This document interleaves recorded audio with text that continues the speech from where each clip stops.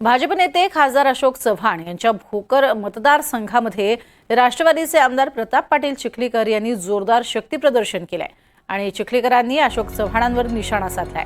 ज्याला जे समजायचं ते समजावं, पण राष्ट्रवादी पक्ष वाढवण्याची जबाबदारी माझ्यावर आहे असंही चिखलीकरांनी म्हटलंय। मी भाजपत गेलो तेव्हा ते देखील भाजपत आले। चुकून जर अजित पवार राज्याचे मुख्यमंत्री होणार असतील तर कदाचित तेही राष्ट्रवादीत येतील असा टोला नाव न घेता चिखलीकरांनी लगावलाय।